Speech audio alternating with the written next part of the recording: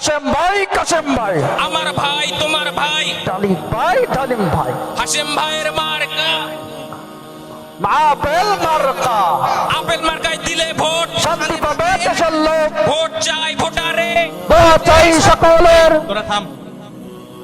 সম্মানিত এলাকাবাসী, আসসালামু আলাইকুম। আশা করি আপনারা সকলেই ভালো আছেন। আপনারা সবাই আমাকে চিনেন। আমি এই এলাকারই সন্তান মোহাম্মদ হাশেম ঢালি। এবার আমি এই অঞ্চলে নির্বাচনে দাঁড়িয়েছি। আপনারা সকলে আমাকে ভোট দিয়ে জয়যুক্ত করবেন। আমি আপনাদের উন্নয়ন এবং সেবার কাজে সব সময় থাকবো, এই কথা দিচ্ছি ইনশাআল্লাহ। আমার মার্কা হচ্ছে আপেল মার্কা। আপনারা সকলে আমাকে ভোটটা দিবেন। হাশেম ভাইয়ের মার্কা আপেল মার্কায় দিলে ভোট শান্তি পাবে এলাকার লোক। এই থাম। আরে মুকসেদ, তোর সাথে তো অনেকদিন পর দেখা। ভালো আছিস? ভাই তুমি ভালো আছেন ভাই? আছি আলহামদুলিল্লাহ ভালো। শোন, এবার আমি ভোটে দাঁড়িয়েছি বুঝলি। এই আমার মার্কা কি বলতো? আপেল মার্কা। আপেল মার্কা? হ্যাঁ। আরে এই নে 500 টাকা। লাগবে না, টাকা লাগবে না। আরে রাখ রাখ, ভোটের পরে আরো দিব। এখন এটা রাখ আর একটু প্রচার করে দিস, ঠিক আছে? প্রচার করবো? হ্যাঁ। আর আচ্ছা। আজকে দুপুরে আমার বাড়িতে দাওয়াত থাকলো, আচ্ছা আসবি কিন্তু অবশ্যই। কয়েকটা ভাত দেবেন তো? হ্যাঁ, আমি গরুর গোশত রান্না করেছি, আসবি। আচ্ছা হবেন। ভোট চাই ভোটারে দোয়া চাই সকলে ভোট চাই ভোটারে দোয়া চাই সকলে হাশেম ভাইয়ের মার্কা আপেল মার্কা 500 টাকা দে। ওরে গোচ্ছ খাবো। এই ভোট হবে আমাকে গ্রামে তাই ভোট হবে। ওই মোল্লাপাড়ার কাসেম মোল্লা আর ওই ঢালিপাড়া হাসেম ঢালি দুইজন তাই ভোটে দাঁড়াবে। ওই ভালো কথা, ওই একজন বলিছে যে কাসেম মোল্লা বলিছে যে যদি সে ভোটে জিততে পারে তাহলে নাই এক কান করে ফ্রিজ দেবে। ফ্রিজ অনেক বড় বড় ফ্রিজ দেবে। ওই গোস্ত দেখতে হয় না উতি।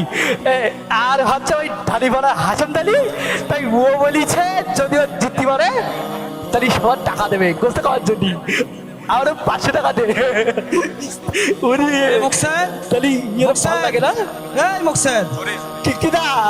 ওই রফিক ভাই তুমি ভালো আছেন ভাই? আলহামদুলিল্লাহ ভালো আছে। তা তোর পাঞ্জাবি এমন ছিঁড়া কেন রে? এ পাদে এ ভাই এ ছিড়া না, ছিঁড়া না তো ছিঁড়াই তোর কি এটা? না এই স্টাইল। এটা কেমন স্টাইল রে? হ্যাঁ এই স্টাইল নতুন পাঞ্জাবি না? না কবে কিনেছিস যে এত ছিঁড়ে গেল? না এ ছিড়াই বোঝে না তো? এ ছিড়া না, এ হচ্ছে কেন ওই আমার আব্বা তাই 4 বছর আগে কিনতে দেওয়ার নতুন, এখনো নতুন না? 4 বছরের পুরাতন পাঞ্জাবি নতুন?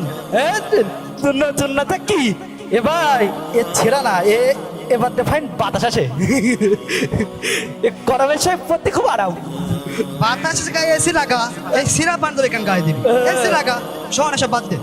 তুই আগে কি যেন একটা বলতেছিলি এখানে, তো সেটা আগে বল, কি বলতেছিস? ও ওই ভোটাবে না, হ্যাঁ তাই প্রচার করতি। কি বলতেছিলি সেটা বল আগে। ওই গ্রামের সবাই কি বলতে জানেন?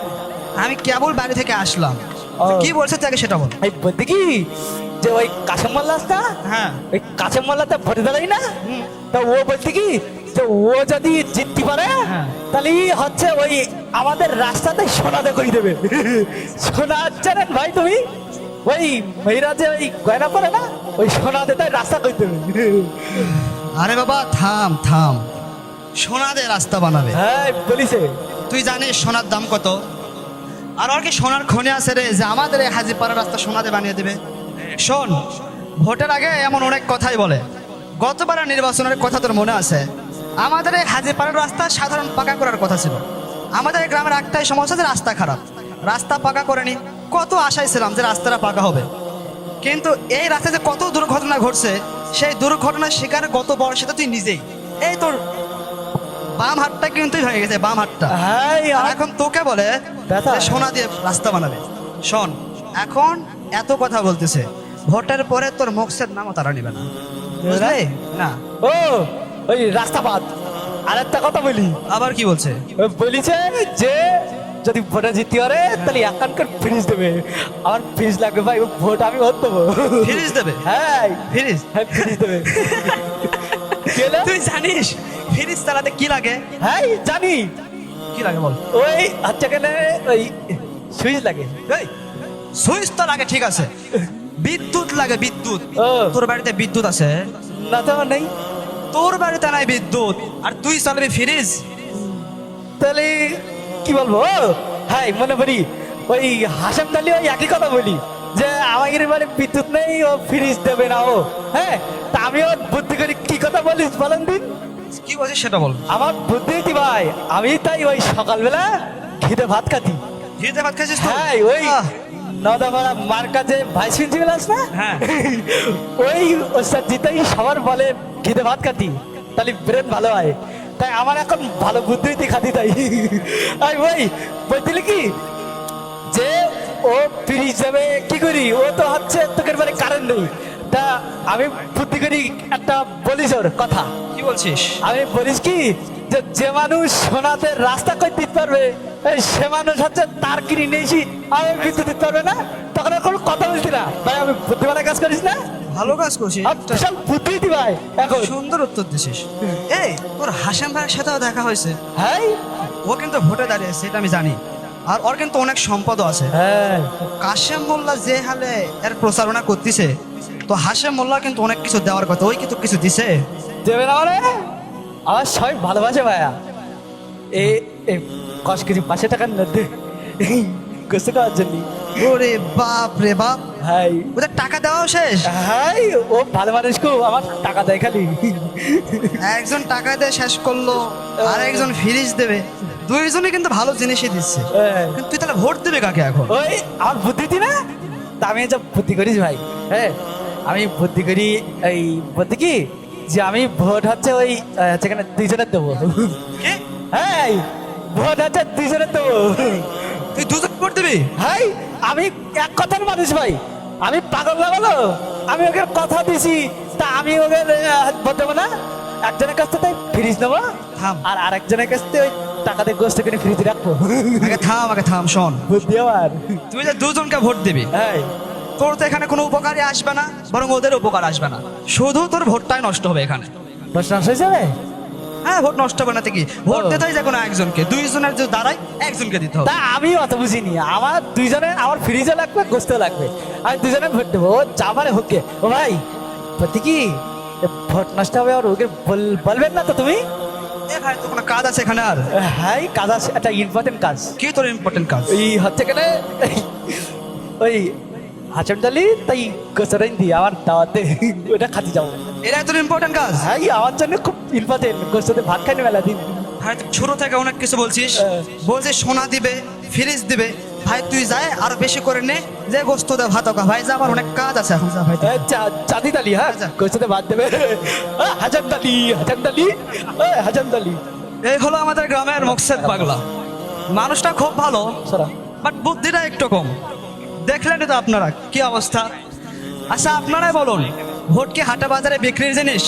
যে যার মতো করে ভোট কিনছে, কেউ নগদ টাকায়, কেউ বা মিথ্যা প্রতিশ্রুতির বাকিতে। এখন ভোটের আগে এত কথা বলতেছে, ভোটের পরে কি আর কোনো খোঁজ রাখবে? অসম্ভব। আর আগের বারে এই কাশেম মোল্লা ভোটে দাঁড়িয়েছিল, কত বড় বড় কথা বলেছিল, একটা কথাও কি রেখেছিল? শুধু বলেছিল আমাদের এই হাজিপাড়ার রাস্তাটা পাকা করে দিবে, শুধু একটা কথা সে পালন করেনি। আর এখন সোনাদের রাস্তা বানার কথা বলতেছে। হাসেম ধারি বলতেছে সে নাকি 500 টাকা করে দিচ্ছে, ঠিক আছে। ভোটের পরে কি কিছু দিবে সে? ভোটের পরে কিছু দিবে?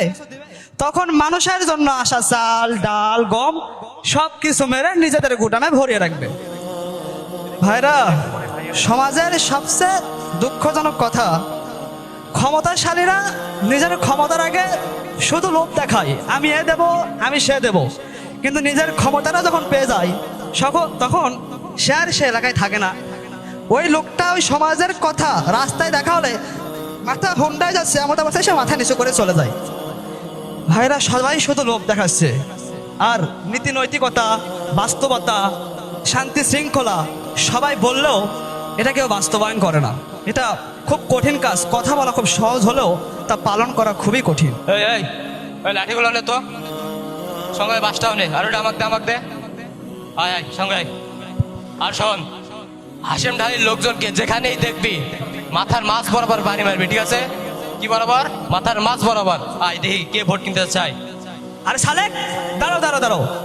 তোমরা এতগুলা মানুষ লাঠি হাতে কোথায় যাচ্ছ? আরে রফিক ভাই আপনিই বলেন, এই হাশেম ঢালির লোকজন টাকা দিয়ে ভোট কিনছে, এটা কি ঠিক? এমনকি আমার পাড়ার মানুষকেও টাকা দিচ্ছে।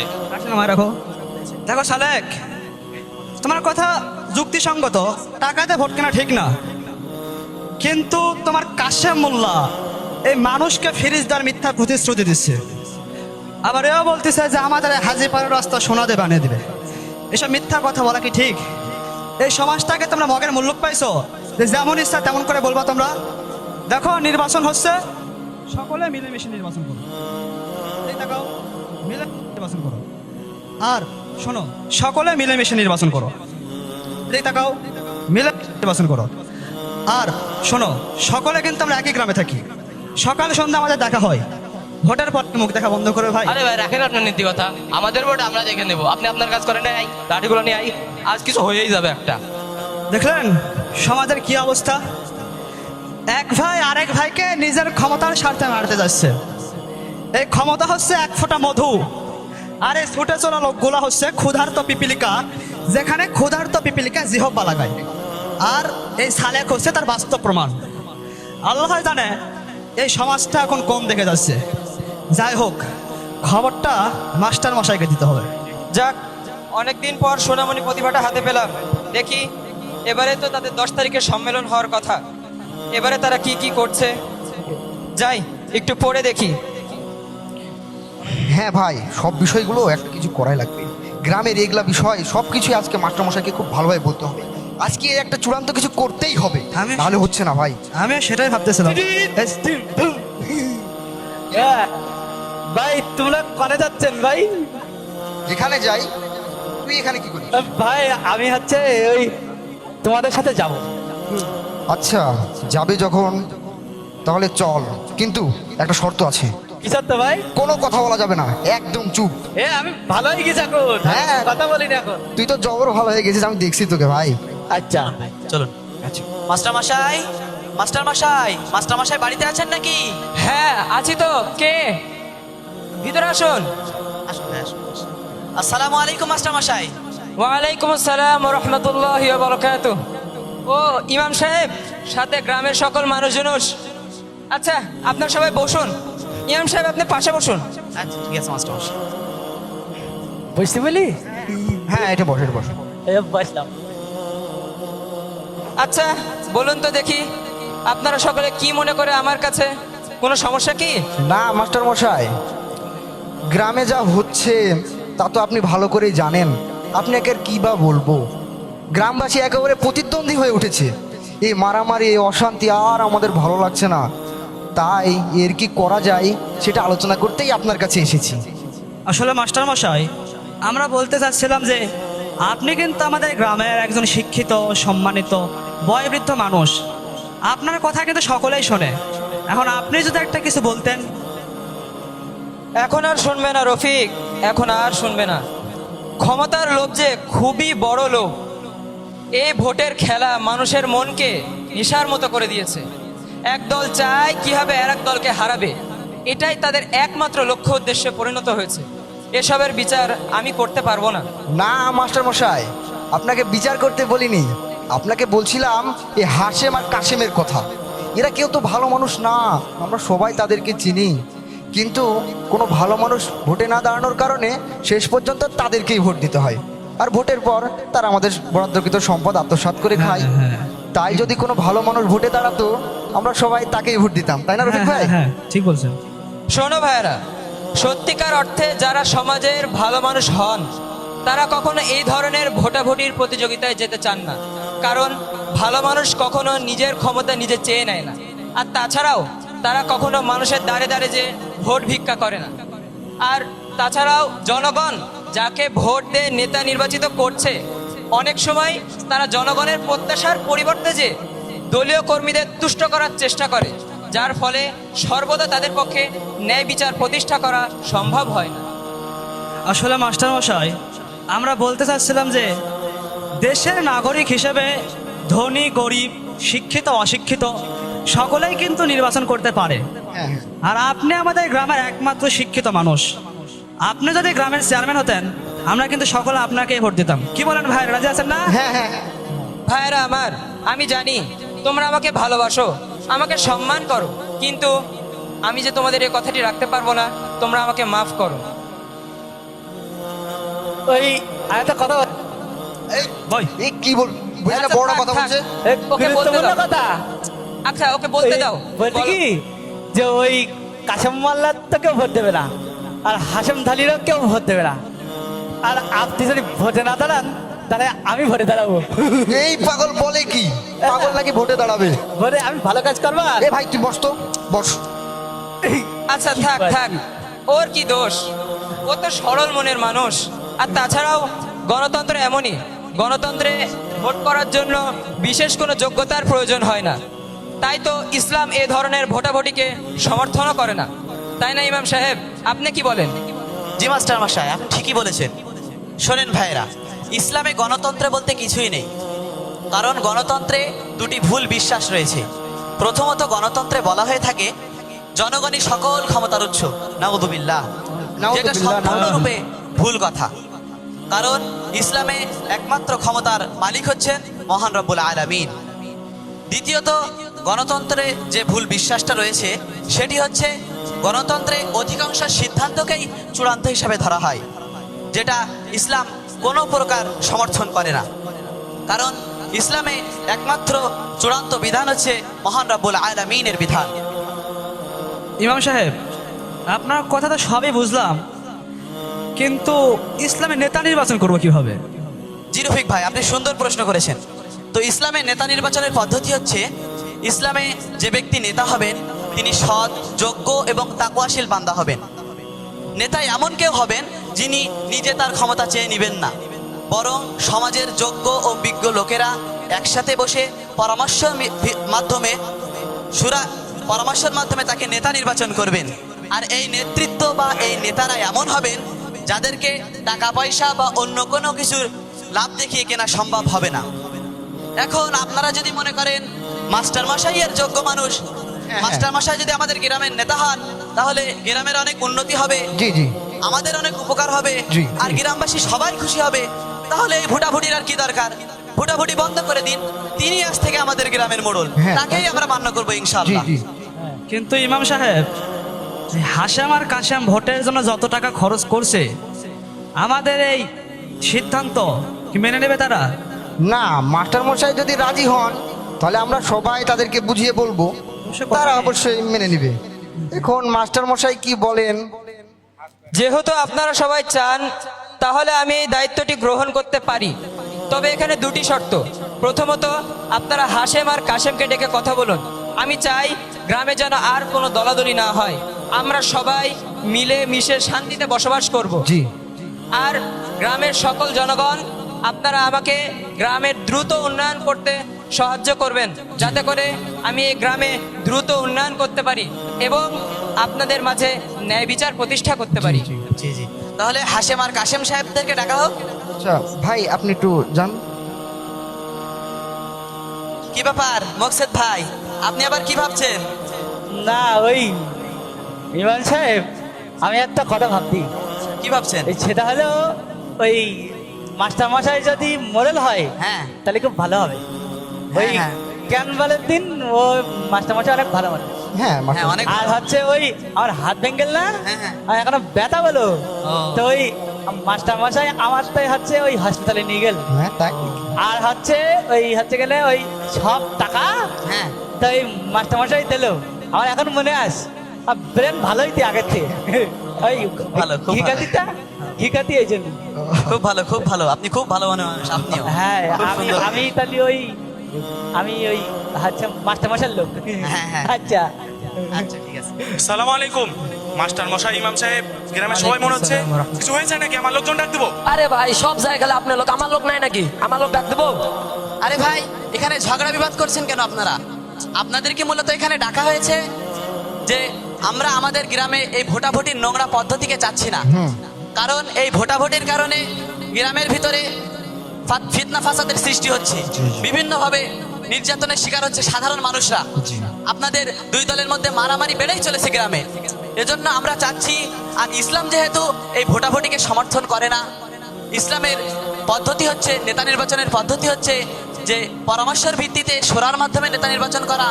এজন্য আমরা গ্রামে যারা গণ্যমান্য ব্যক্তিরা আছে এখানে বসে তারা সবাই মিলে সিদ্ধান্ত করেছি যে মাস্টার মশাইকেই আমাদের গ্রামের নেতা হিসাবে নির্বাচন করব। জি, জি। এখন আপনাদের মতামত কি? ও, এই ব্যাপার ইমাম সাহেব।